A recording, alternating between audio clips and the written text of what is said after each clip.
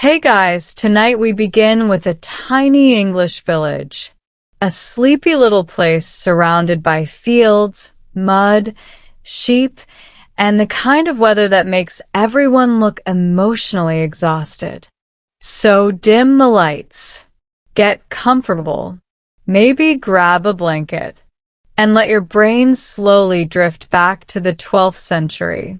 A time when people believed illnesses came from bad air, vegetables were suspicious, and if two green children suddenly appeared out of a ditch, everyone just sort of stared at them for a while before deciding it was probably supernatural, which, honestly, was their explanation for almost everything. Tonight's story is about the famous Green Children of Woolpit. Two mysterious children who appeared in medieval England with green-colored skin, strange clothing, and a language nobody recognized. A story so bizarre that historians have spent centuries arguing about it. And the more you look at medieval history, the more you realize that people in the Middle Ages were somehow deeply practical and completely unhinged at the exact same time. They could build cathedrals that still stand today, but they also thought goblins might live in hills. Humanity contains multitudes.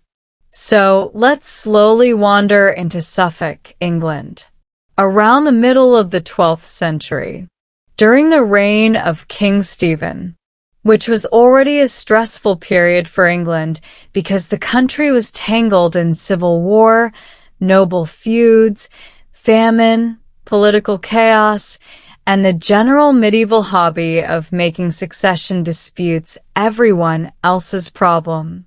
The village of Woolpit itself was small, quiet, agricultural, the kind of place where every person knew everyone else's business immediately. The name Woolpit came from wolf pits, large traps dug into the ground to catch wolves. Medieval villages loved naming places after dangerous holes. Very reassuring atmosphere.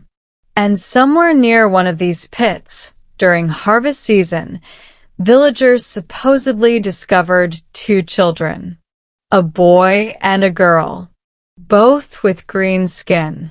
Now, before we go further, it's important to understand how unbelievably alarming this would have been to medieval villagers.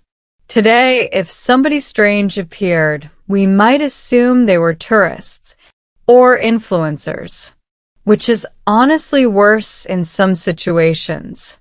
But medieval villagers rarely traveled far from home. Entire lives were spent within a few miles of where someone was born. So encountering outsiders was unusual already. Encountering green outsiders? That was premium nightmare material. The children reportedly spoke a completely unknown language. Not French, not Latin, not English, just something entirely unfamiliar. And medieval England actually heard a surprising number of languages, especially after the Norman conquest. Nobles spoke Norman French. Clergy used Latin. Regional dialects were everywhere. But this language confused everyone. The children also refused normal food, which, frankly, is one of the most relatable parts of a story, because medieval food could be deeply depressing. The villagers tried offering bread, meat, probably some unpleasant cabbage situation. The children refused all of it. Then eventually they discovered raw broad beans. And suddenly the children became extremely interested. They ate only beans for quite some time, which has led generations of historians to quietly wonder whether these children were simply the world's first picky eaters who accidentally became folklore. But the green skin remained the strangest detail. According to the chroniclers, Their skin had a distinctly green hue. Not slightly pale. Not sickly. Green. Now, medieval chroniclers were not exactly famous for restraint. These were people who would describe a moderately unpleasant thunderstorm as the wrath of heaven unleashed upon sinful mankind. So historians naturally debate how literal the green color really was.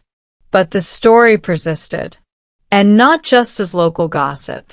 Two major medieval writers recorded it. One was William of Newburgh, a historian and Augustinian canon who wrote in the late 12th century. The other was Ralph of Coggeshall, an abbot with an interest in unusual events.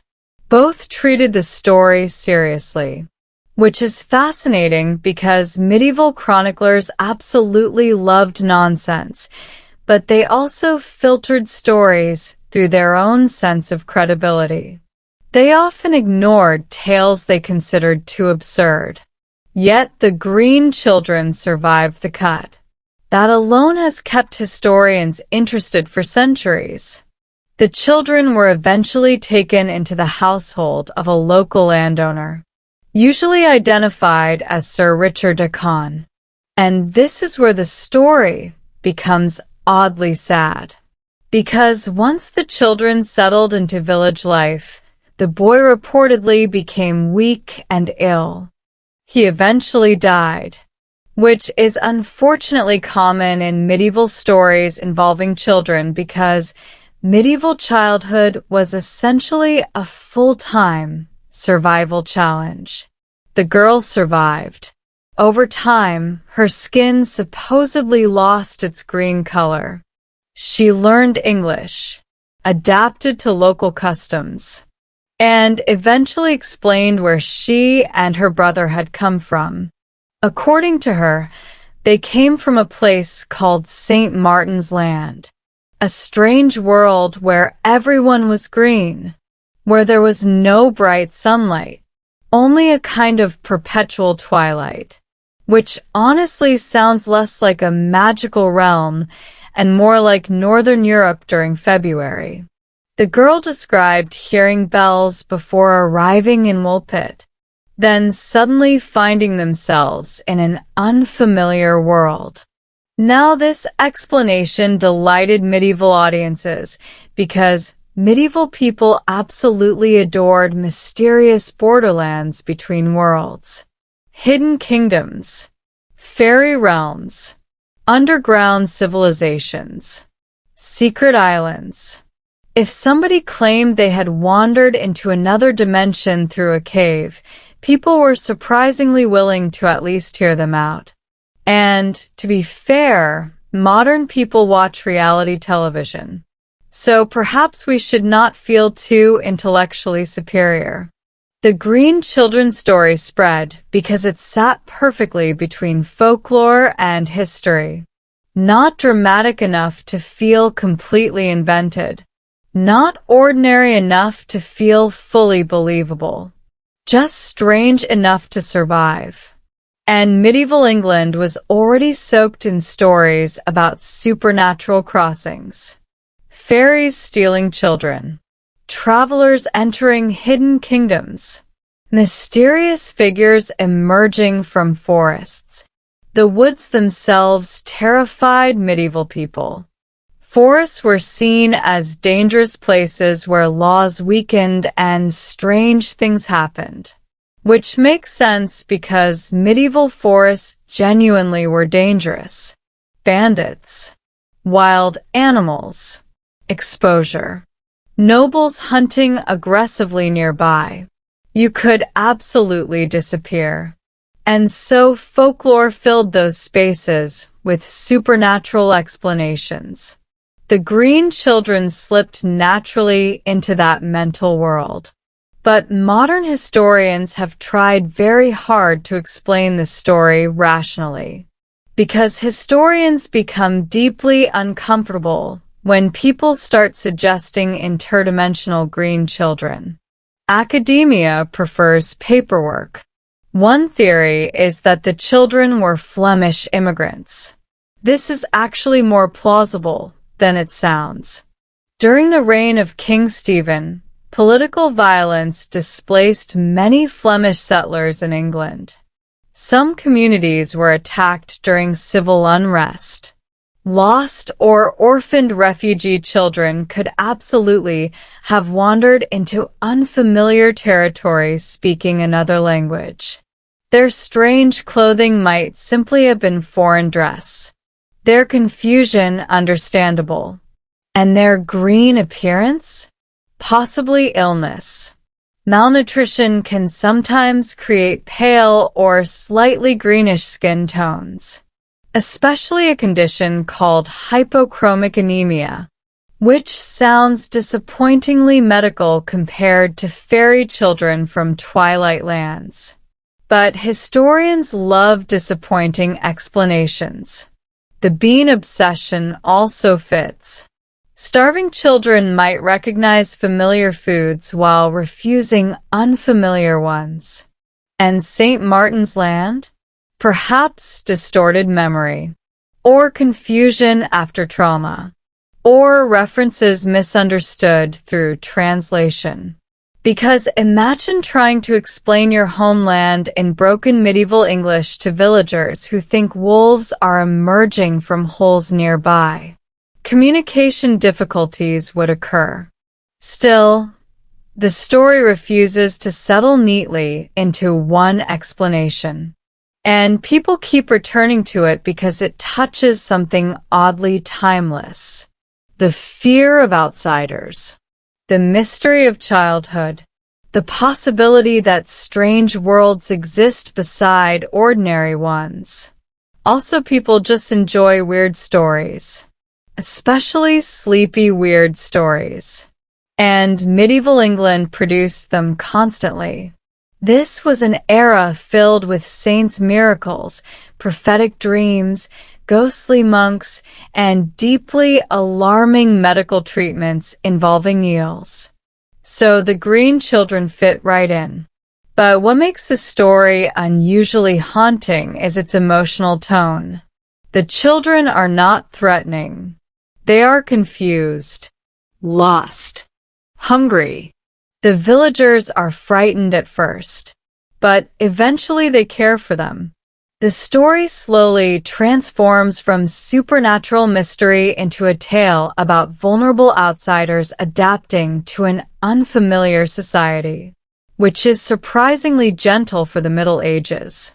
The girl eventually integrated fully into English life.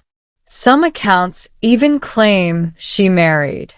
And there is something melancholy about that transformation. A child from some strange remembered place slowly losing the visible signs of difference. Her green skin fading. Her language disappearing.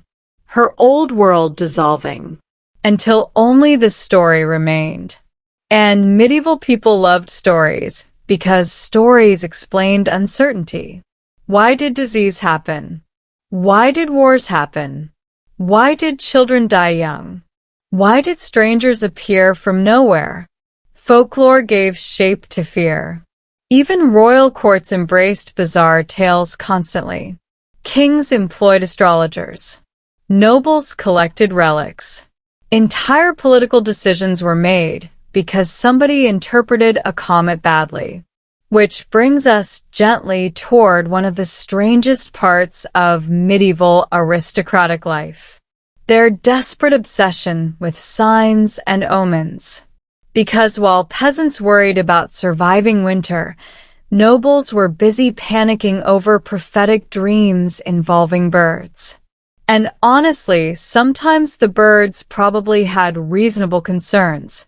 Let's float quietly over to another corner of medieval Europe. Away from Suffolk's muddy wolf pits and into the exhausting emotional lives of royalty. Because the upper classes of medieval society were somehow both incredibly privileged and catastrophically unstable. Especially when prophecy entered the conversation. A medieval king could survive famine, rebellion, and plague. But if one monk had a weird dream about crows, suddenly everyone needed a meeting. Royal courts operated inside a permanent cloud of anxiety. Dynasties rose and fell constantly. Children died frequently. Succession crises exploded over tiny technicalities. And this created rulers who were deeply superstitious. Take King Henry II of England.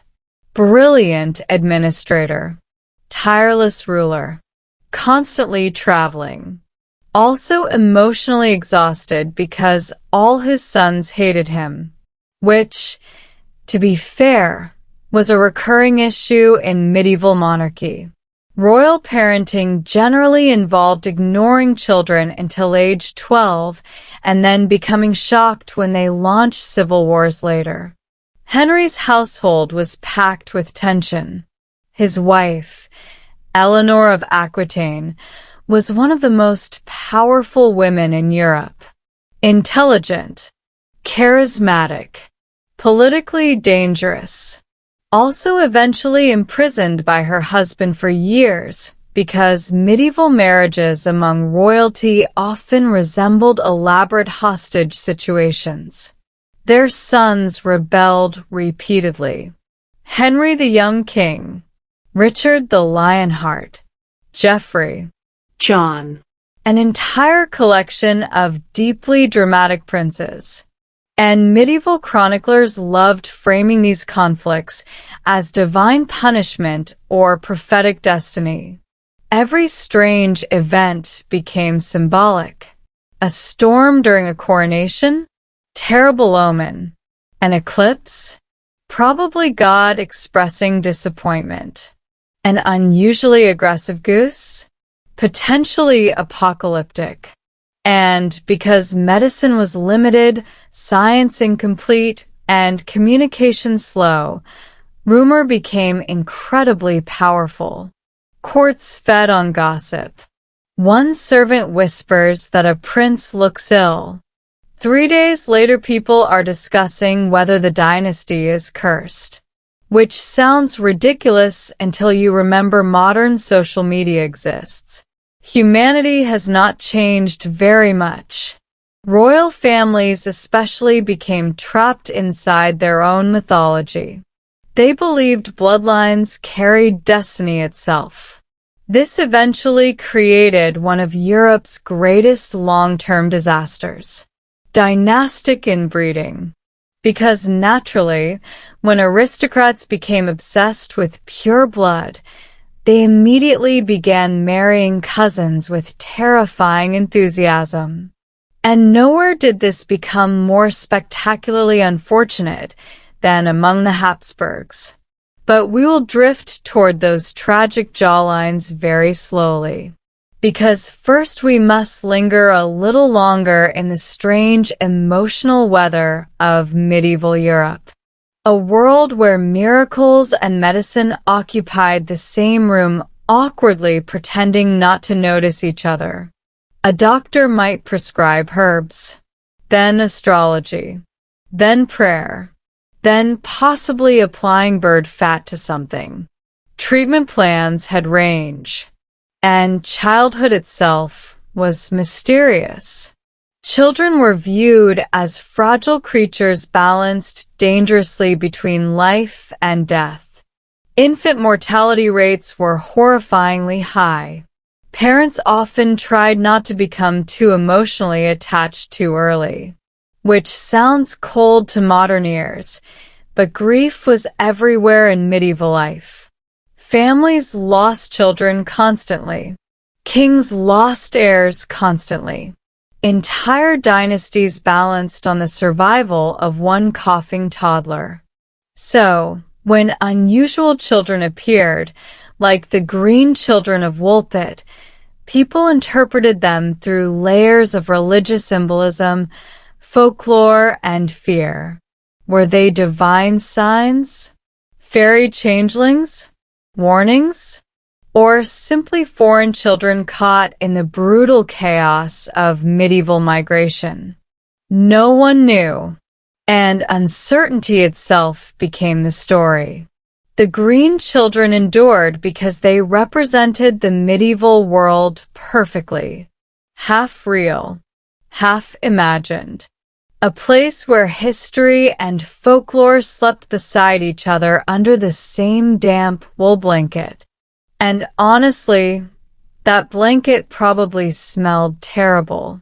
So as the villagers of Woolpit slowly returned to their ordinary routines of farming, praying, and trying not to die from infected scratches, the memory of the Green Children lingered quietly in English folklore. A strange little mystery resting in the muddy fields of Suffolk. Never fully explained, never entirely forgotten. And over the centuries, people kept retelling it. Because humans love mysteries that remain just believable enough. Not dragons, not giant monsters. Just two frightened children appearing from nowhere. Green and silent beneath the gray medieval sky. And that image still drifts through history even now, like a sleepy rumor refusing to disappear. End of part 1. As the story of the Green Children drifted through medieval England, copied carefully by monks with cold hands and questionable lighting, Europe continued doing what Europe did best during the Middle Ages. Producing anxious monarchs at an astonishing rate. And if there is one thing history teaches us, it is that absolute power does not make people calm. It usually makes them stranger. Kings spent enormous amounts of time worrying about signs, omens, dreams, strange births, eclipses, comets, crooked weather, unhappy priests, unusually vocal geese, especially geese. Geese have always carried an energy suggesting they know something deeply unpleasant. And medieval rulers lived inside a universe that felt full of hidden messages. Every event might contain divine meaning. Every illness might be punishment. Every coincidence might be destiny unfolding like a very stressful theater production. Which brings us gently to one of the great emotional truths of medieval monarchy. Most kings were tired. Not physically tired, although certainly that too. Medieval travel alone could destroy a person emotionally. Endless mud. Endless rain. Horses behaving unpredictably. Castles that smelled faintly of wet dog and smoke. But spiritually tired. Because ruling medieval kingdoms meant existing under constant pressure from nobles, clergy, relatives, foreign powers, disease, famine, and your own children. Especially your own children. Royal sons were raised to inherit power, which unfortunately meant they spent adolescence thinking things like, you know what would improve this kingdom? Rebellion. And medieval Europe had almost no peaceful succession systems. Every inheritance became a family argument with swords. Take King Stephen, the same king reigning during the Green Children story. His entire reign was consumed by civil war. Historians politely call this period the Anarchy, which sounds dramatic because it absolutely was. England fractured into competing loyalties after the death of Henry I. Stephen seized the throne despite rival claims from Empress Matilda, daughter of the previous king. And suddenly the country became one long, exhausting argument. Castles sprang up everywhere. Nobles switched sides constantly. Villages suffered. Trade weakened.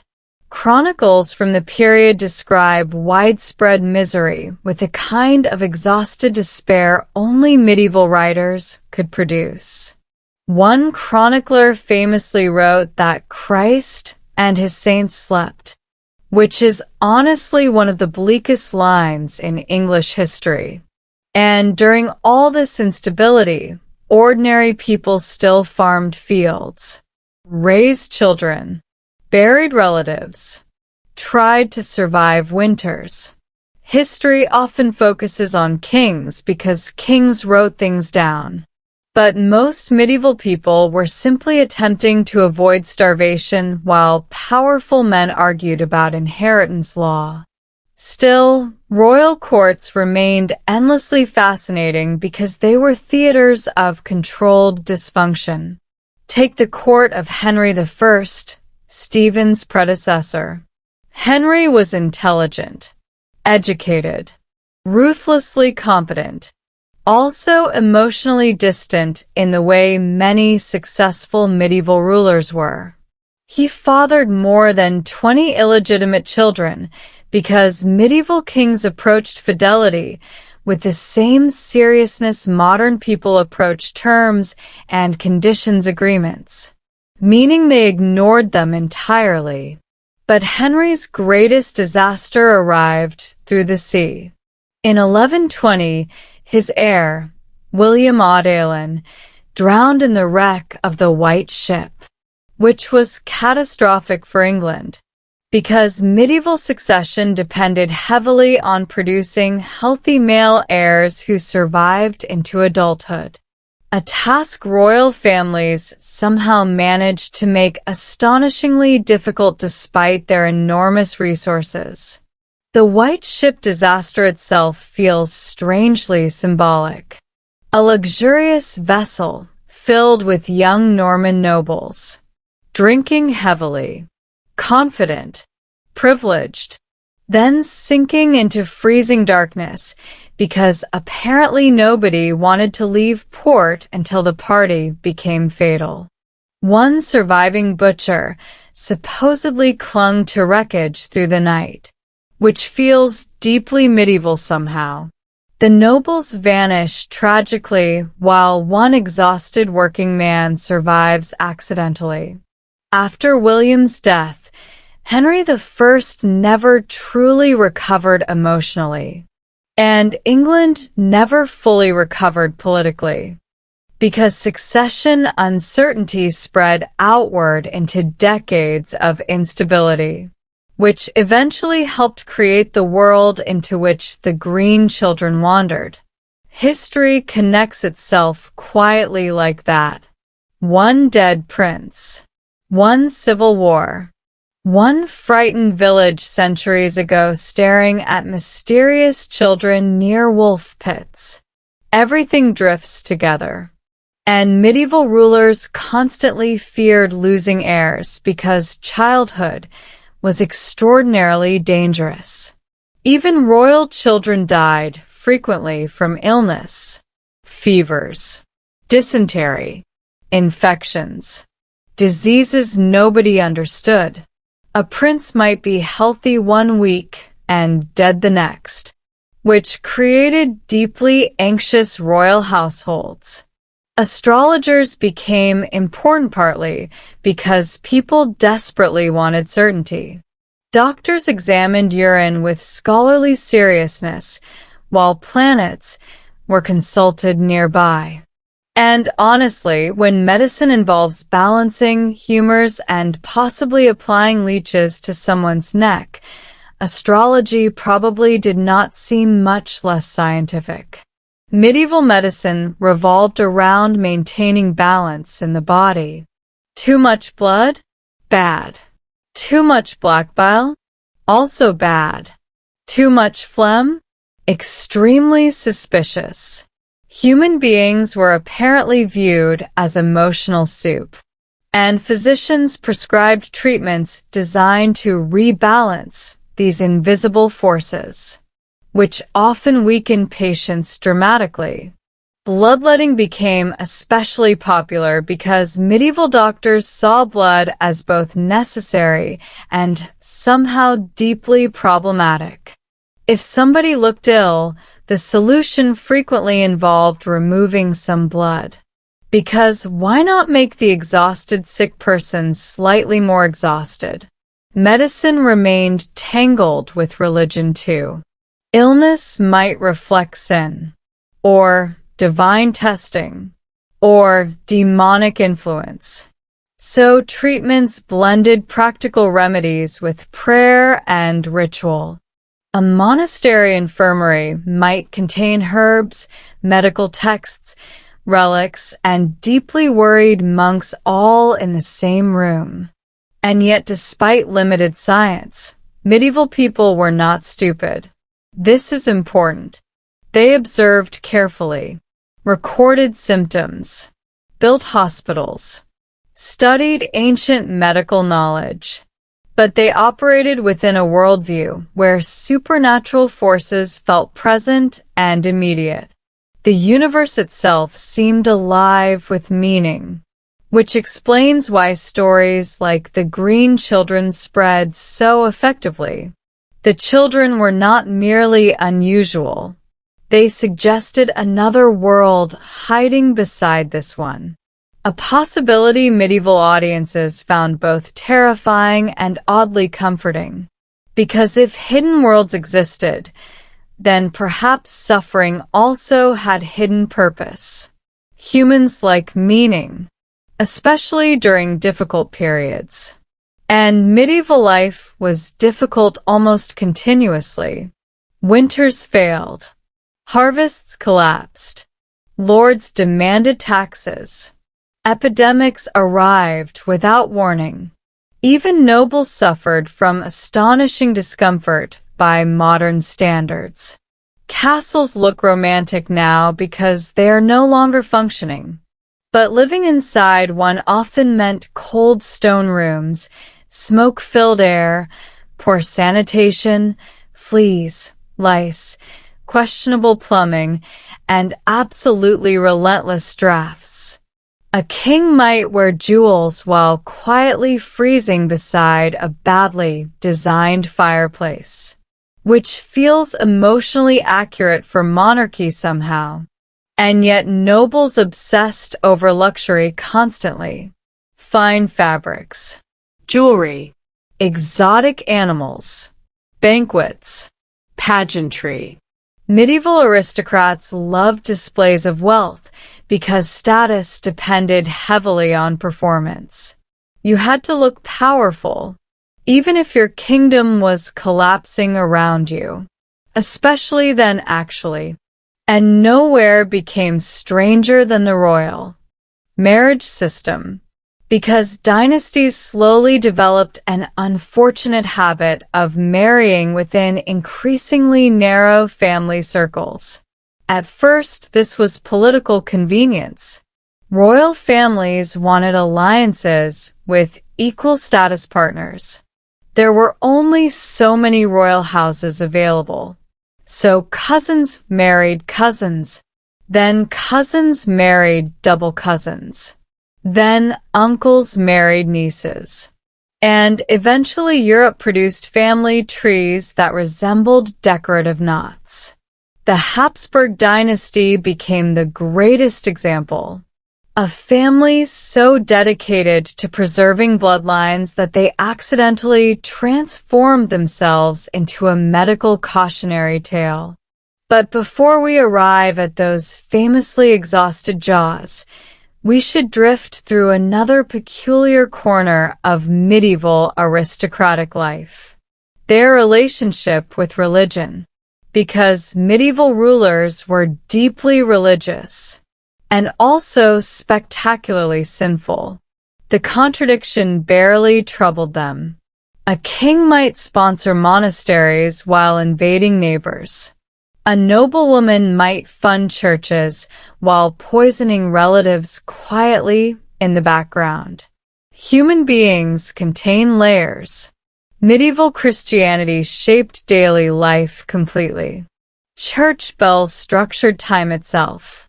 Saints governed professions, illnesses, weather, and travel. Relics attracted pilgrims everywhere. People genuinely believed divine forces intervened constantly. And this belief shaped politics. Kings ruled by the grace of God, which sounds dignified until you realize it also meant disasters could imply divine displeasure. Lose a battle? Maybe God disapproved. Produce no heirs? Potentially suspicious. Develop boils during Lent? Extremely awkward timing. So rulers sought religious legitimacy constantly. They built churches, donated lands, collected holy relics with remarkable enthusiasm. Europe became filled with churches claiming possession of deeply questionable sacred objects. Enough fragments of the true cross existed to theoretically construct several additional crosses. At least one church claimed ownership of feathers from the Archangel Gabriel, which raises practical questions nobody asked loudly. And royal courts loved miracle stories because miracles reinforced authority. If heaven favored your dynasty, that strengthened political claims, which meant chroniclers sometimes wrote history less like journalism and more like spiritual public relations. A king survives illness? Divine favor. A rival dies unexpectedly? Also divine favor. Everything somehow supported whoever paid for the manuscript. And yet, despite propaganda, medieval chronicles preserve fascinating emotional details. Kings weeping openly. Queens grieving children. Princes panicking before battles. The past feels distant until suddenly somebody complains about family stress in a letter from 800 years ago. Then history becomes uncomfortably familiar. Take Eleanor of Aquitaine, one of the most remarkable women in medieval Europe. Queen of France first, then Queen of England. Exceptionally intelligent, politically skilled, charismatic, also perpetually surrounded by dramatic men making catastrophic decisions. Her marriage to Louis VII of France deteriorated partly because they were wildly incompatible. Louis was deeply pious and monk-like. Eleanor enjoyed culture, politics, and courtly sophistication. Together, they had the emotional chemistry of wet parchment. They even went on crusade together, which turned into an exhausting disaster. The Second Crusade accomplished very little except proving that transporting enormous medieval armies across continents was a logistical nightmare. There were arguments, failures, rumors, heat exhaustion. At one point, Eleanor reportedly rode with female attendants dressed like Amazons because medieval royalty never missed opportunities for theatrical confusion. Eventually, her marriage to Louis was annulled. Then she married Henry II of England almost immediately, because medieval royal romance moved astonishingly fast when territory was involved. This marriage produced power, wealth, influence, and endless emotional warfare. Their sons rebelled repeatedly against Henry. Eleanor supported the rebellions. At one point, Henry supposedly cried out in despair about being surrounded by ungrateful family members, which honestly many parents would understand. Except most family disputes do not involve armies, usually. And through all this chaos, medieval people still listened to stories beside fireplaces at night. Stories about saints, ghosts, lost kingdoms, Mysterious children with green skin. Because folklore provided emotional texture to difficult lives. The Green Children's story endured partly because it carried quiet sadness beneath the mystery. Two isolated children appearing from nowhere. One dying. One adapting slowly to a foreign world.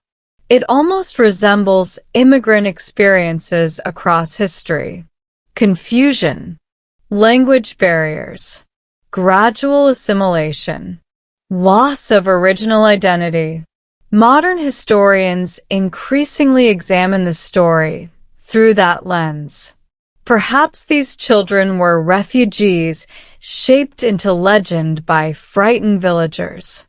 If so, the transformation itself tells us something profound about medieval society. People explained unfamiliar suffering through mythology. And honestly, modern societies still do similar things constantly, just with different vocabulary.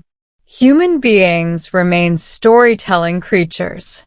We turn uncertainty into narrative because narrative feels manageable. A mysterious child becomes a fairy tale. A political disaster becomes destiny. A royal family collapsing from generations of cousin marriage becomes dynastic decline, instead of perhaps we should stop marrying our relatives. And speaking of dynastic decline, very slowly now, beneath the candlelight of Europe's royal courts, one particular family was preparing to become the undisputed champions of hereditary catastrophe. The Habsburgs, a dynasty that accumulated power, crowns, territories, and eventually enough genetic complications to alarm future scientists. But we will drift toward them gently.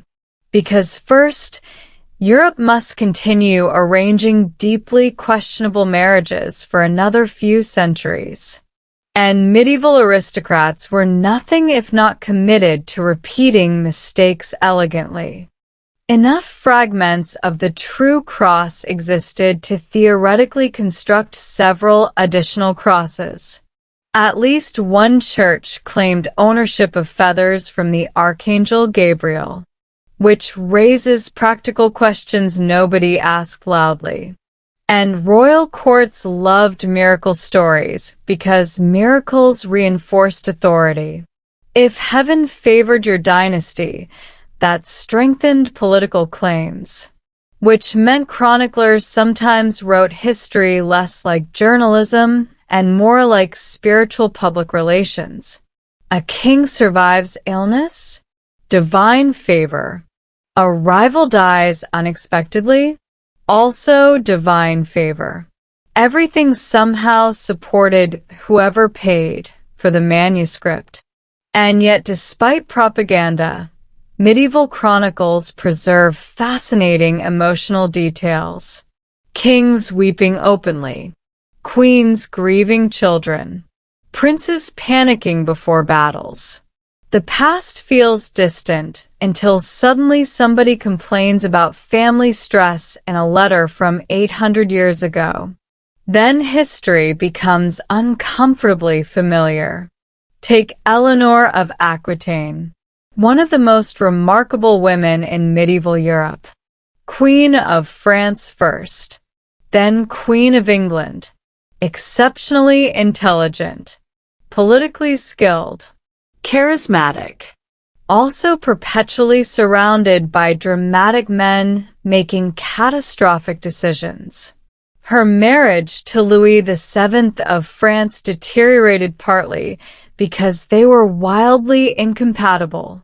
Louis was deeply pious and monk-like. Eleanor enjoyed culture, politics, and courtly sophistication. Together, they had the emotional chemistry of wet parchment. They even went on crusade together, which turned into an exhausting disaster. The Second Crusade accomplished very little except proving that transporting enormous medieval armies across continents was a logistical nightmare. There were arguments, failures, rumors, heat exhaustion. At one point, Eleanor reportedly rode with female attendants dressed like Amazons because medieval royalty never missed opportunities for theatrical confusion. Eventually, her marriage to Louis was annulled. Then she married Henry II of England almost immediately, because medieval royal romance moved astonishingly fast when territory was involved. This marriage produced power, wealth, influence, and endless emotional warfare. Their sons rebelled repeatedly against Henry. Eleanor supported the rebellions. At one point, Henry supposedly cried out in despair about being surrounded by ungrateful family members, which honestly many parents would understand. Except most family disputes do not involve armies, usually. And through all this chaos, medieval people still listened to stories beside fireplaces at night. Stories about saints, ghosts, lost kingdoms, mysterious children with green skin, because folklore provided emotional texture to difficult lives.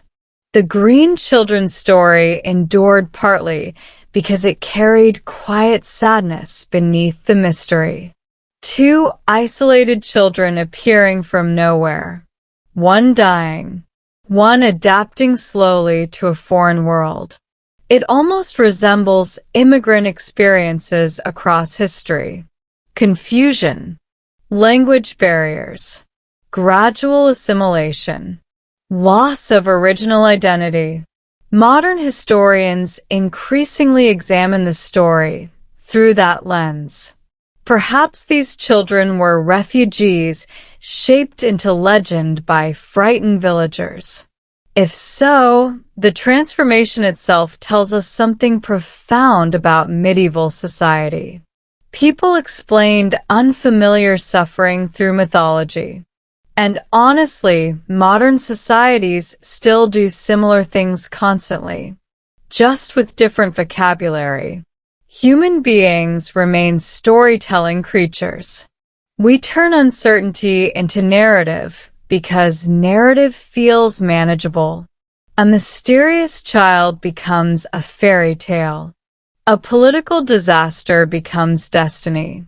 A royal family collapsing from generations of cousin marriage becomes dynastic decline, instead of perhaps we should stop marrying our relatives.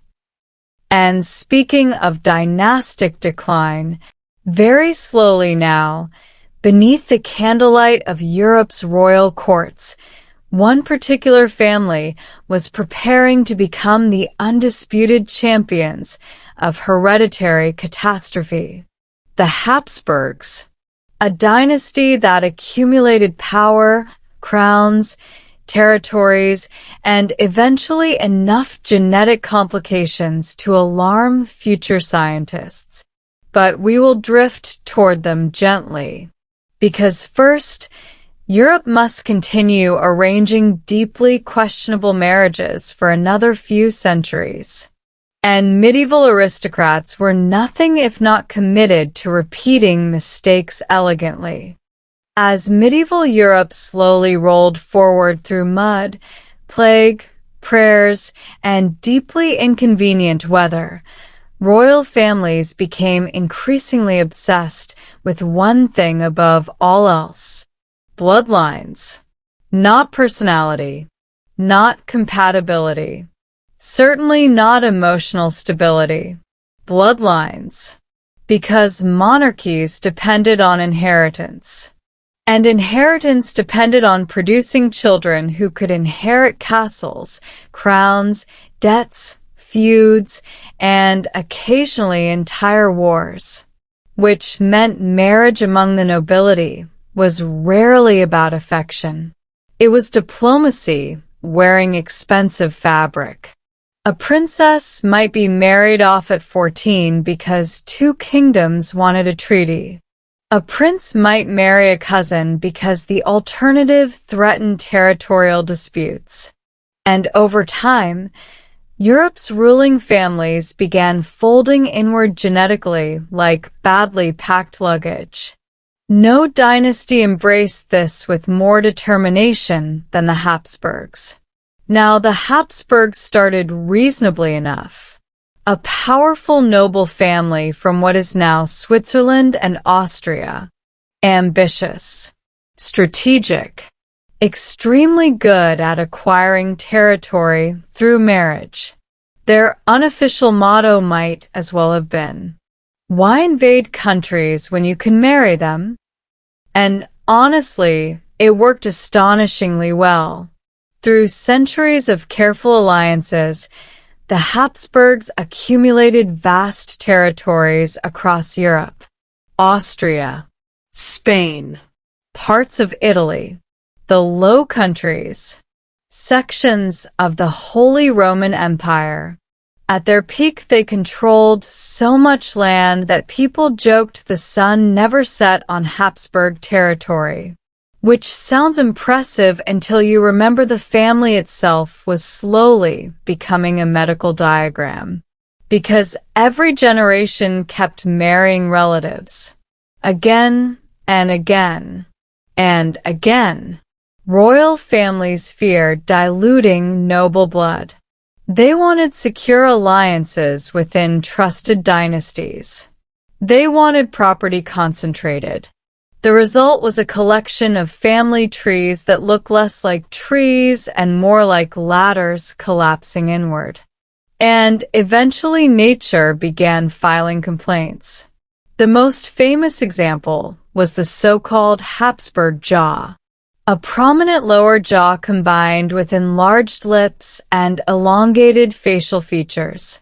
Now, to be fair, many Habsburg portraits were painted by artists trying desperately to flatter difficult clients, which means if the painting still looked alarming, reality was probably worse.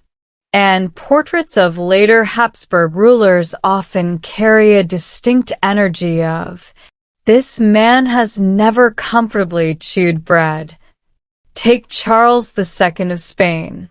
Perhaps the most tragically famous product of dynastic inbreeding in European history. Charles was born in 1661, and almost immediately, everyone realized something had gone profoundly wrong. He struggled to walk, struggled to speak clearly, suffered chronic illnesses, experienced developmental disabilities, had difficulty eating because of his enormous jaw, remained physically weak throughout life. And despite all this, the Spanish monarchy still looked at him and said, "Yes, perfect." The entire empire depends on this child, because monarchy leaves very little room for flexibility. Charles's ancestry was catastrophically tangled. His family tree contained so many repeated relatives that genetically he was closer to the child of siblings than distant cousins, which is not ideal for governing a global empire or existing comfortably. Contemporaries described him with a mixture of pity and horror. One ambassador wrote that the king looked old even in youth. Another noted that he could barely eat. Court physicians constantly examined him, prescribed treatments, debated curses, consulted saints, and probably panicked quietly in hallways. Because medicine still struggled to explain hereditary disorders properly. Some believed Charles had been bewitched, which was a popular explanation whenever royal biology became inconvenient. And honestly, from the perspective of exhausted 17th century courtiers, Magic probably seemed easier to accept than centuries of aggressive cousin marriage. Charles himself was apparently gentle and kind, which makes the whole story sadder. He did not create the dynastic system surrounding him. He merely inherited its consequences. AR. Along with several crowns and what appears to have been permanent discomfort. And yet European courts continued arranging marriages among close relatives because political strategy outweighed long-term genetic concerns. Short-term stability mattered more than future health. A remarkably human mistake, honestly. People consistently prioritize immediate convenience over distant catastrophe. History is basically one long documentary about this problem. But the Habsburgs were not alone. Royal inbreeding spread across Europe. The Bourbon dynasty. Various German princely houses. Even Britain eventually wandered into these tangled family networks. Because once royalty became interconnected, avoiding relatives grew increasingly difficult. European monarchs were essentially attending the world's most expensive family reunion continuously. And they all knew each other. Queen Victoria later became known as the Grandmother of Europe because her descendants married into royal houses everywhere. Which sounds charming until historians begin tracing hereditary diseases through the bloodline like exhausted detectives. Hemophilia spread through several royal families this way. A disease affecting blood clotting. Small injuries could become life-threatening, which made royal life even more stressful than usual. Imagine being a monarch already worried about assassinations, rebellions, political conspiracies, and divine judgment, and then discovering your son might bleed dangerously from ordinary accidents.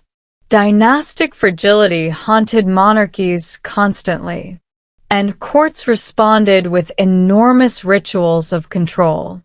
Etiquette became elaborate partly because aristocrats believed order itself protected society. Everything had rules. How to bow, how to dress, how to enter rooms, how many servants should assist someone putting on shoes. Royal courts transformed daily life into theater, especially Versailles. Ah yes, Versailles. The palace where French aristocrats voluntarily trapped themselves inside a glittering psychological experiment. Louis XIV, the Sun King, perfected royal performance. He understood something crucial. If nobles spend all day arguing about ceremonial privileges, they have less time for rebellion. So, Versailles became a machine for status anxiety. Thousands of courtiers competed endlessly for tiny signs of royal favor.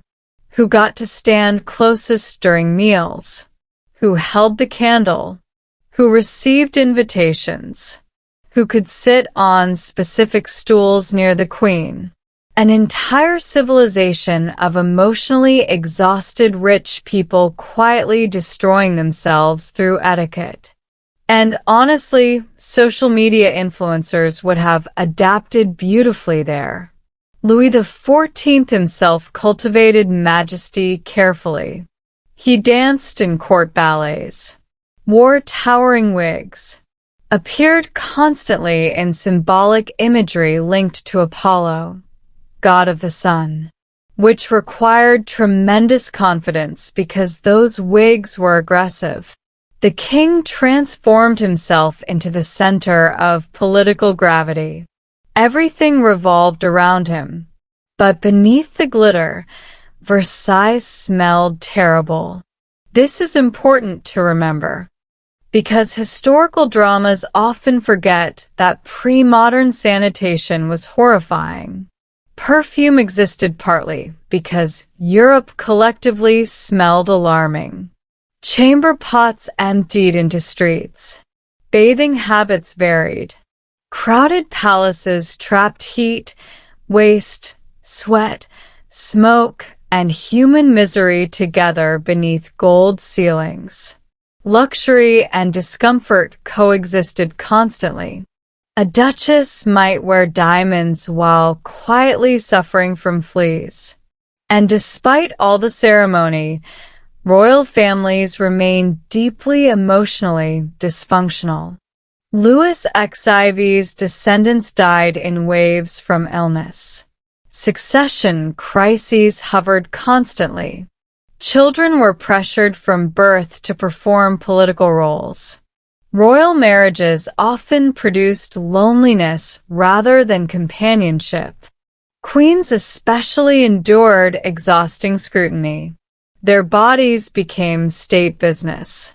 People monitored pregnancies obsessively because heirs determined national stability.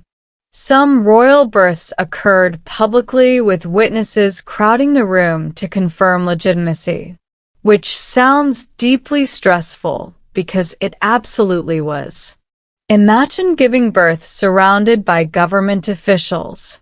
History sometimes feels like humanity accidentally inventing new forms of anxiety. And throughout all these royal courts, stories and superstitions still thrived. Astrologers remained influential. Prophecies circulated endlessly. Omens terrified people because no amount of wealth erased uncertainty. Take the Romanovs in Russia centuries later, one of Europe's final imperial dynasties. Rich beyond imagination, protected by armies, surrounded by ceremony, and still emotionally spiraling because their son suffered from hemophilia. Tsarina Alexandra became obsessed with mystics and holy men searching desperately for hope, which eventually brought Grigory Rasputin into the royal orbit. A wandering Siberian mystic who looked permanently sleep-deprived and somehow gained enormous influence at court. Rasputin's entire existence sounds invented. Dirty robes, wild eyes, endless rumors, aristocrats panicking around him constantly. Yet he became trusted partly because he appeared able to calm the Tsarevich's bleeding episodes. Desperate parents will believe many things, especially royal parents isolated by power. And the Romanovs themselves had inherited hemophilia through Queen Victoria's bloodline. Again, dynastic intermarriage quietly shaping history. The deeper you explore monarchy, the more it resembles a centuries-long experiment in concentrating power, wealth, and hereditary problems simultaneously. And through it all, ordinary people watched royal families with fascination. Peasants gossiped about kings. Pamphlets mocked queens. Rumors spread through taverns and marketplaces. Because rulers existed both above society and strangely trapped inside it. People projected fantasies onto monarchy constantly. Strength, beauty, divine purpose, romance. But the reality often involved frightened teenagers entering arranged marriages while entire governments monitored their fertility, which sounds considerably less magical. Even fairy tales emerging from medieval Europe reflect this anxiety. Lost children, cruel nobles, dangerous forests, transformations, hunger. These themes came from real fears. The Green Children of Woolpit fit naturally into that emotional landscape.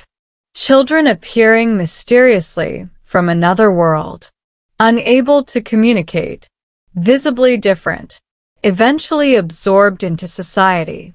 It resembles folklore but also migration history. England in the medieval period experienced waves of newcomers constantly.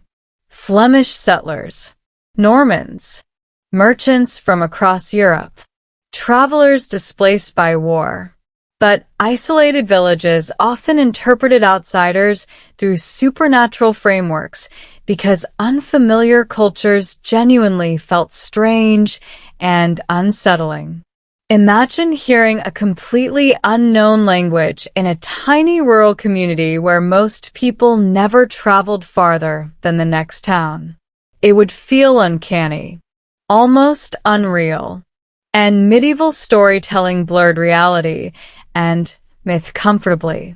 Chroniclers recorded miracles beside political events without contradiction.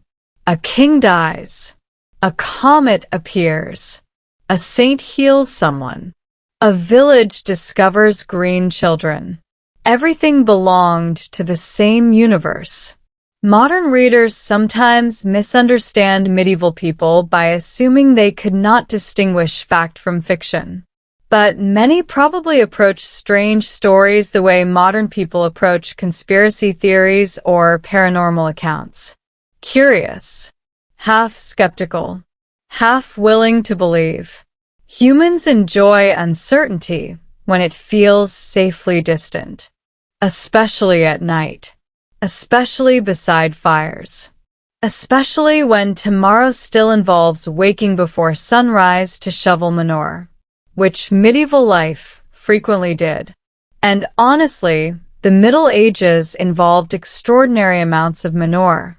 History books often skip this detail, but agriculture dominated life completely.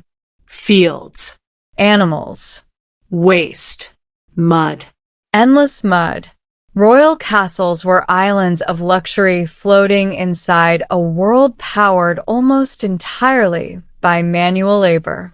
And even nobles could not fully escape discomfort. Teeth rotted. Illness spread. Medical treatments failed. Women died in childbirth regularly. Children died young. Life expectancy remained uncertain for everyone. So perhaps superstition flourished partly because people needed emotional frameworks for suffering. If disasters had meaning, they felt slightly less random. The Green Children story survived because it captured that medieval tension beautifully. Wonder mixed with fear. Mystery wrapped around ordinary human vulnerability. And centuries later, we still return to the story because modern life has not erased our fascination with the strange. People still want hidden worlds, lost civilizations, mysterious disappearances, secret histories. Human beings dislike believing reality is fully explained, which may be why history itself feels comforting sometimes. The past remains wonderfully strange. A place where green children wander from unknown lands, and exhausted kings with catastrophic jawlines attempt to rule empires while astrologers study the sky nervously nearby. A deeply human world. Odd, sad, Absurd, and surprisingly familiar. By the time stories of the Green Children had spread across England, medieval Europe already possessed a rich and deeply unsettling tradition of mysterious people emerging from strange places. Forests, hills, caves, rivers, ancient ruins. People in the Middle Ages genuinely believed the landscape itself might be inhabited by hidden forces. Not metaphorically. Literally. A dark forest was not simply a forest. It was a place where normal rules weakened. A place where travelers vanished. A place where lonely monks claimed to see lights between the trees at night. And honestly, if you have ever walked through dense woods in silence, you can understand why ancient people became suspicious. Forests feel like they're thinking, especially at dusk. The medieval imagination filled these spaces with spirits, fairies, demons, wild hunts, enchanted kings sleeping beneath mountains, and unfortunate travelers who accepted food from mysterious strangers and then spent the next 100 years trapped in magical kingdoms. Which is exactly the kind of cautionary tale invented by societies deeply concerned about wandering off paths. Fairy lore became especially powerful in places like England, Ireland, Wales, and Scotland. The boundaries between folklore and religion blurred constantly. A village might attend church faithfully while also quietly avoiding a certain hill because everyone knew something lived there. Not officially, of course, but definitely. And the Green Children story slipped perfectly into this tradition. Some later interpretations suggested the children came from a fairy realm underground, a twilight land beneath the earth. St. Martin's Land, a place without full sunlight, a place where everyone was green. The detail about hearing bells before arriving in Woolpit especially fascinated folklorists later because bells often symbolized transitions between worlds in medieval storytelling, which is wonderfully eerie. Tiny lost children wandering through darkness toward the sound of distant church bells, then suddenly emerging into bright, unfamiliar fields. It feels dreamlike, and dreams mattered enormously in medieval culture. Kings interpreted dreams politically. Monks analyzed them spiritually. Ordinary people feared them superstitiously. Dreams might reveal divine messages, future disasters, or demonic influence. A ruler waking from a disturbing dream could genuinely alter political decisions because of it. Imagine running a kingdom while convinced your nightmare about wolves might predict rebellion. Exhausting way to govern. And yet medieval rulers continuously searched for meaning in symbols because uncertainty surrounded them constantly. Take Richard II of England, a king who practically floated through life wrapped in symbolism, ceremony, and emotional fragility. Richard became king as a child after the death of Edward III and the brief reign of the Black Prince. And being a child monarch in medieval England was about as relaxing as juggling knives on a staircase. Everyone around him wanted influence. Nobles maneuvered constantly. Advisors competed for power. And England itself remained deeply unstable after plague, war, and economic strain. The Black Death had transformed Europe permanently by this point. Entire villages disappeared. Labor shortages disrupted feudal systems. Social hierarchies weakened. People became intensely aware that death could arrive suddenly for anyone, which created a strange atmosphere afterward. A mix of anxiety, religious obsession, fatalism, and social change. The plague also damaged trust in institutions because neither kings nor clergy could stop it. Imagine being told your ruler governs by divine favor while entire cities die helplessly around him. Awkward theological moment. Richard II grew into an intelligent but emotionally isolated ruler. Sensitive, artistic, deeply interested in ceremony. Unfortunately, medieval nobles generally preferred kings who looked capable of hitting someone with a sword. Richard projected refinement instead of martial strength, which aristocrats interpreted as weakness. His court became increasingly elaborate and theatrical. Formality expanded dramatically under his reign. The king elevated himself symbolically above ordinary nobles. Which sounds elegant until you realize English barons historically reacted very badly whenever monarchs became too abstractly majestic. They preferred rulers who drank heavily and threatened France confidently. Richard eventually clashed with powerful noble factions and was deposed by Henry Bolingbroke, who became Henry IV. And Richard's downfall carried almost mythic sadness. Imprisoned, isolated. A king who believed deeply in sacred monarchy suddenly discovering crowns are less magical when armed relatives disagree.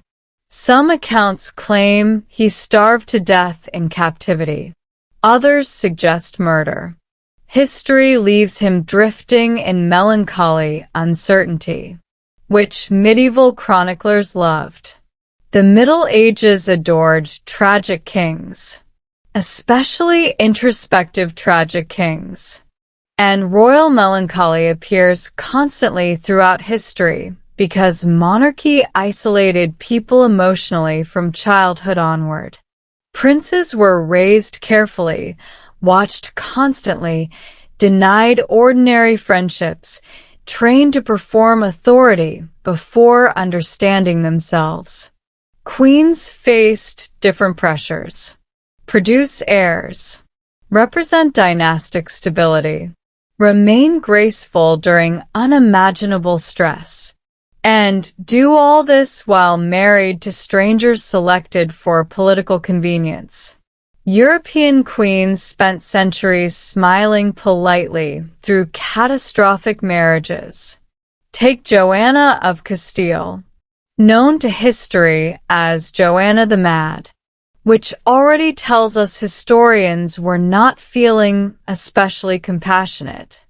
Joanna was the daughter of Ferdinand and Isabella of Spain, the famous royal pair who united Spain, funded Columbus, established the Spanish Inquisition, and generally operated with enormous historical intensity.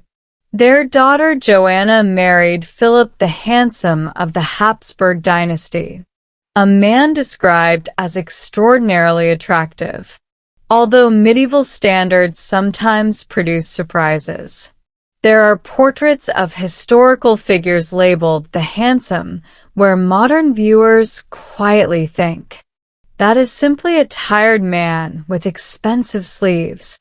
Still, Philip apparently possessed real charisma. Joanna fell deeply in love with him. Unfortunately, Philip was spectacularly unfaithful, which devastated her emotionally. Court life became filled with jealousy, humiliation, and public arguments. And because this is royal history, every emotional difficulty immediately became political. Joanna's distress worried advisors. Rumors spread about instability. Then Philip died suddenly, at age 28, and Joanna collapsed into profound grief. Stories emerged claiming she traveled with his coffin obsessively, refusing burial for extended periods. Now, historians debate how exaggerated these accounts became. Political enemies benefited enormously from portraying her as insane. Still, it is clear Joanna experienced severe emotional suffering, and eventually she spent decades confined. A queen transformed into a ghostly figure locked away, while others ruled in her name.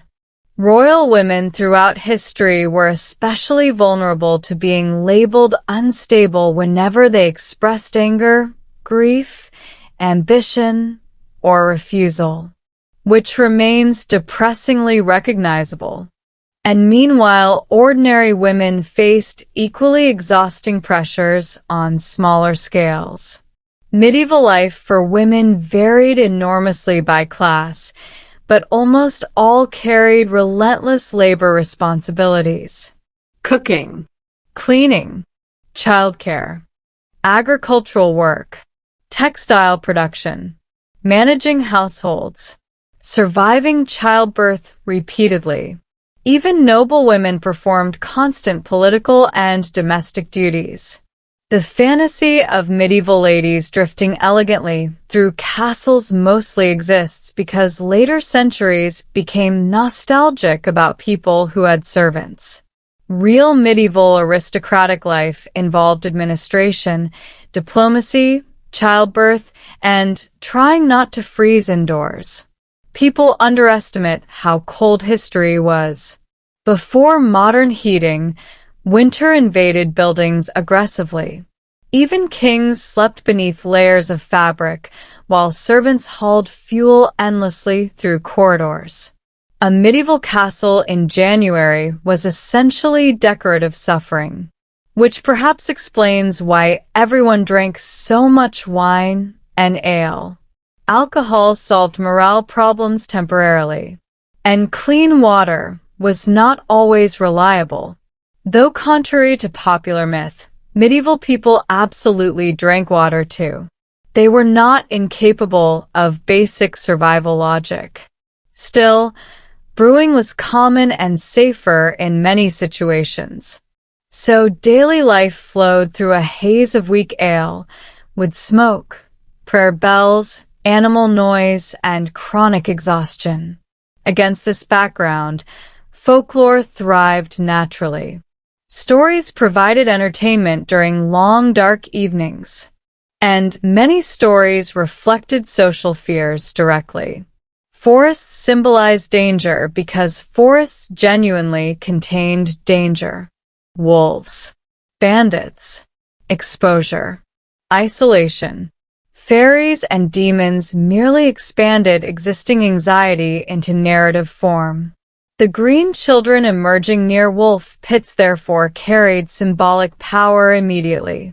Children associated with wilderness. Children appearing from unknown realms. Children outside normal society. Medieval audiences instantly understood the unease. And color symbolism mattered too. Green occupied a strange place in medieval imagination. It represented nature, fertility, youth, unpredictability, and sometimes supernatural forces. Fairies were often associated with green clothing, so green-skinned children naturally felt uncanny. Not monstrous exactly, just not entirely human. And yet the story's emotional center remains surprisingly tender. The villagers feed the children, care for them, observe them cautiously, eventually accept the surviving girl into society. This gentleness matters, because medieval communities could also be brutally suspicious toward outsiders, especially during periods of famine or disease. Minority groups frequently suffered persecution fueled by rumor and fear. Jewish communities faced horrifying violence throughout medieval Europe. Foreigners attracted suspicion easily. Women accused of witchcraft endured terrifying consequences later in European history. Yet the Green Children narrative evolved into something softer. A mystery tinged with sadness instead of hostility. Perhaps because the children themselves appeared vulnerable rather than threatening. And vulnerability often reshapes fear into sympathy. Even now, the surviving girl reportedly adapted fully to English life over time, learned the language, lost the green tint in her skin, married eventually, according to some accounts, which creates one of the story's quietest emotional details. She became ordinary, or at least ordinary enough. Her mysterious origins faded behind daily life. This happens constantly throughout history. Immigrants arriving strange to local populations gradually blend into society until only stories remain. accents soften. Customs shift. Children adapt faster than parents. And eventually later generations barely remember the original distance. The Green Children story may preserve exactly this kind of cultural encounter filtered through medieval imagination. Or perhaps not. That uncertainty keeps the tale alive. Because history rarely gives us neat endings. Especially medieval history. Sources conflict. Records disappear. Monks exaggerate things dramatically. At one point, medieval chroniclers reported rains of blood so casually that modern historians collectively sigh whenever reading manuscripts. Verification becomes difficult. Still, strange stories survive because they satisfy emotional needs beyond factual certainty. People enjoy mystery. People enjoy imagining hidden worlds. And perhaps most importantly, people enjoy gentle mysteries. The Green Children are eerie, but not horrifying. Their story unfolds quietly. No battles. No monsters. Just confusion. Adjustment. Loss. Which makes it oddly calming despite the supernatural atmosphere. Like hearing distant church bells through fog. And medieval Europe itself often felt foggy in a historical sense. A world between worlds. Part ancient. Part emerging modernity. Roman ruins still stood across the landscape while new kingdoms rose around them. Christianity blended with older folk beliefs. Science existed beside superstition. Royal courts sparkled while peasants struggled through muddy fields nearby. A deeply transitional civilization. And perhaps that is why the story continues resonating centuries later. Because the Green Children themselves exist between explanations. Fairy tale and historical record. Folklore and migration story. Fantasy and human tragedy. Neither fully magical nor fully ordinary, like much of history itself. And speaking of extraordinary royal sadness hidden beneath glittering surfaces, we should slowly drift now toward France. Toward Versailles. Toward powdered wigs, endless etiquette, collapsing finances, and one deeply unhappy queen whose reputation became one of history's most famous disasters. Marie Antoinette. A woman remembered for saying things she never actually said while quietly unraveling inside one of the most exhausting courts Europe ever created. Which, honestly, feels unfair even by royal standards. By the 18th century, Europe had changed dramatically from the muddy medieval world of Woolpit. The castles were larger. The wigs were taller. The political disasters had become more expensive. But human beings remained emotionally chaotic in very familiar ways. And nowhere displayed this more beautifully than the court of Versailles. Versailles was not merely a palace. It was a machine. A glittering golden mechanism designed to control aristocrats through exhaustion, vanity, and relentless social anxiety. Which, to be fair, still describes several modern industries. The palace itself stretched outward in absurd magnificence. Endless mirrors. Endless gardens. Endless corridors filled with nobles pretending not to panic. Louis XIV had transformed monarchy into theater on an industrial scale. Everything revolved around ritual. The king waking up. The king eating. The king walking through hallways while courtiers competed aggressively for the privilege of standing nearby holding objects. Entire aristocratic careers depended on access. One noble might spend years trying to gain the honor of handing the king a sleeve. And this sounds ridiculous because it absolutely was. But it worked. French nobles became trapped inside an endless competition for prestige instead of plotting rebellion. Mostly, Versailles consumed attention so completely that aristocrats willingly bankrupted themselves just to remain fashionable enough for court. Imagine destroying your finances because somebody else wore more decorative lace than you at dinner. Human civilization is extraordinary.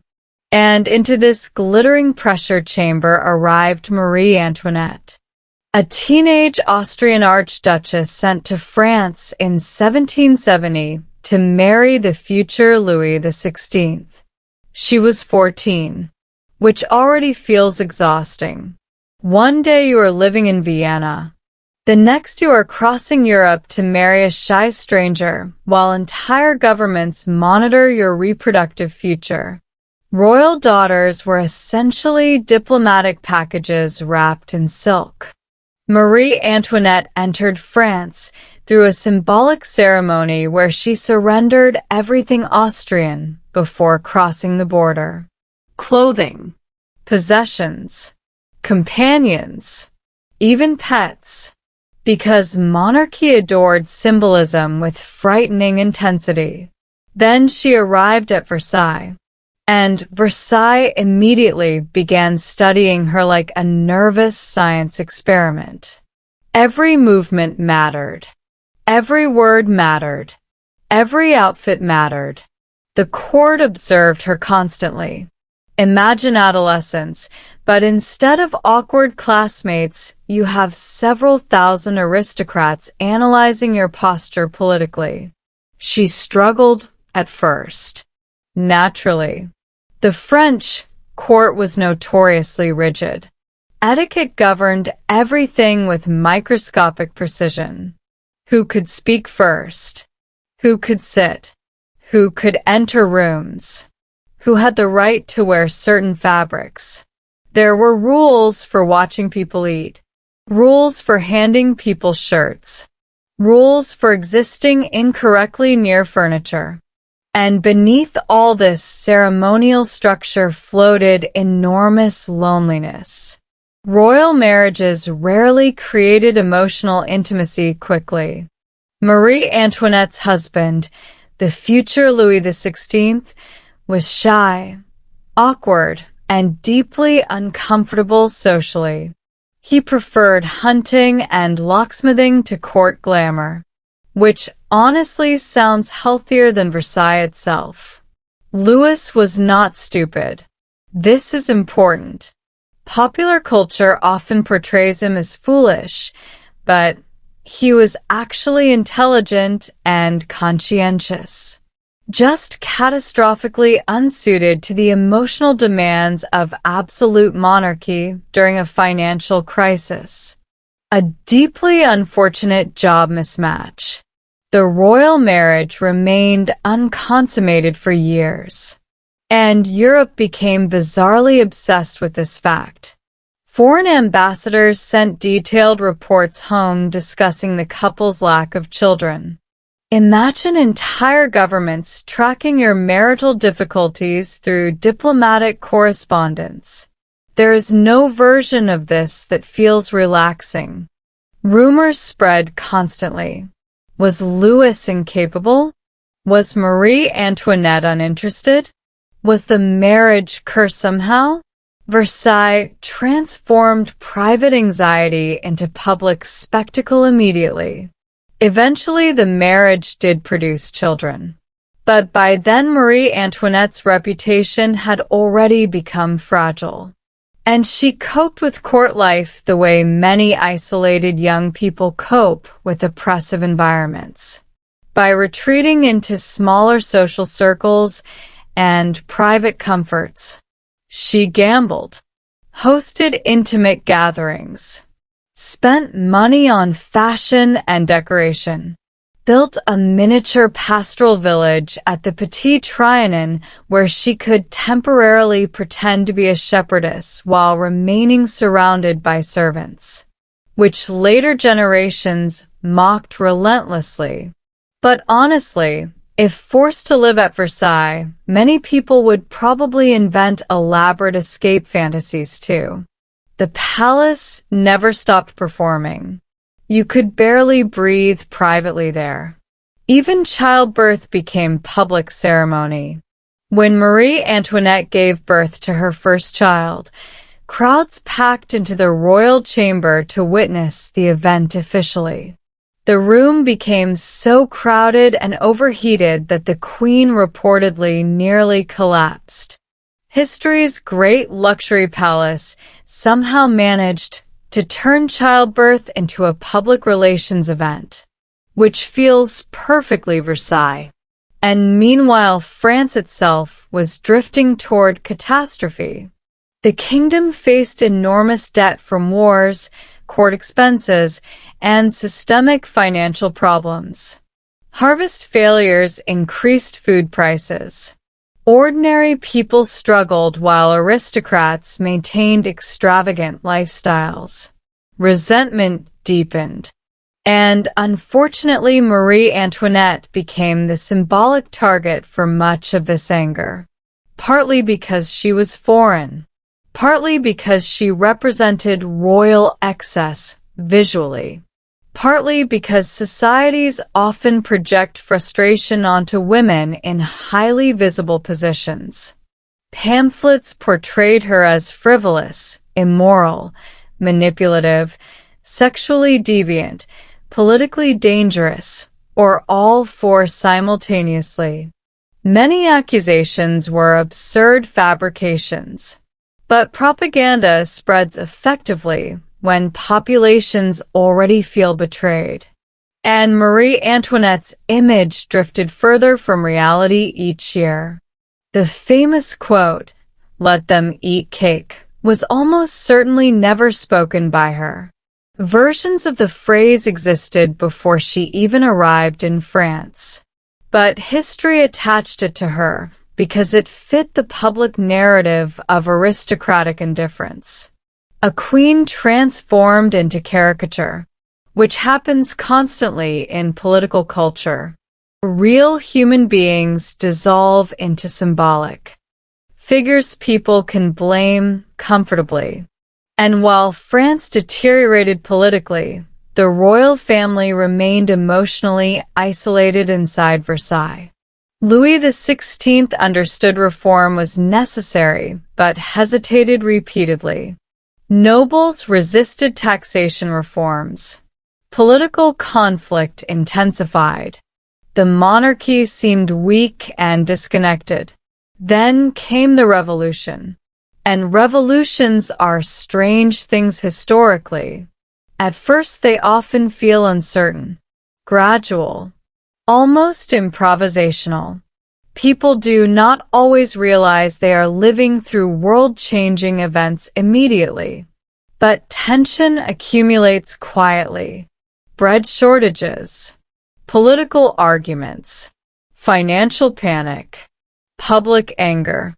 Then suddenly crowds are marching through Paris carrying weapons and anxiety. The storming of the Bastille in 1789 became symbolic partly because symbols matter enormously during revolutions. The prison itself contained very few prisoners, but it represented royal authority. Destroying it felt psychologically transformative. The old order suddenly looked vulnerable. And once monarchies appear vulnerable, their magic weakens quickly. This is one of the great secrets of power. Much of it depends on performance. People obey because systems feel permanent. When permanence cracks, everything changes frighteningly fast. Versailles itself became increasingly surreal during these months. Ceremony continued while political reality collapsed outside. Courtiers still debated etiquette while crowds demanded bread. It resembled a glittering ship drifting toward an iceberg while passengers argued about candle arrangements. Then in October 1789, angry market women marched from Paris to Versailles demanding action over food shortages. Thousands arrived. The royal family faced direct public fury for perhaps the first time emotionally. Marie Antoinette reportedly appeared on a balcony before the crowd with remarkable composure. Some observers expected violence. Instead, the crowd shouted for the children to be brought forward. Moments like this reveal the emotional complexity of history. Even revolutionary anger could soften before motherhood briefly. But the monarchy's position was collapsing. The royal family was eventually forced back to Paris under guard, essentially prisoners, and their world narrowed dramatically afterward. Imagine being raised to believe monarchy reflected divine order, then suddenly discovering crowds can simply overrule centuries of ceremony. Louis and Marie Antoinette struggled psychologically with this transformation. They still hoped circumstances might reverse. Many monarchs throughout history underestimated how thoroughly political reality had changed around them, because ruling systems train rulers to believe in their own permanence. Then permanence evaporates. The royal family attempted escape in 1791 during the flight to Varennes. A disastrously awkward operation. The king was recognized partly because his face appeared on currency, which must rank among history's least convenient celebrity encounters. The escape failed. Trust collapsed further, and gradually the monarchy drifted toward destruction. Louis XVI was executed in 1793. Marie Antoinette followed later that year. Her final months were bleak beyond description. Imprisonment, isolation, humiliation, separation from surviving children, constant scrutiny, and through it all, the strange, tragic dignity of someone realizing history has already decided their symbolic role. The queen who once wore diamonds at Versailles ended her life in a plain prison cart rolling through hostile crowds. History enjoys dramatic contrasts perhaps too much. Yet even after death, Marie Antoinette remained more myth than person. Villain, victim, frivolous aristocrat, misunderstood woman. Historians continue debating her because symbolic figures rarely rest peacefully. And perhaps that returns us quietly to the Green Children again.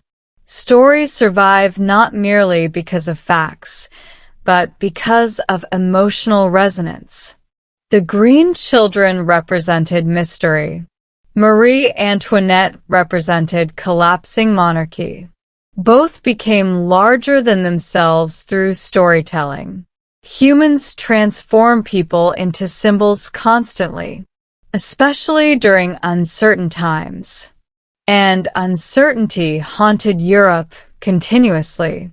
Even in the Age of Enlightenment, reason existed beside superstition comfortably.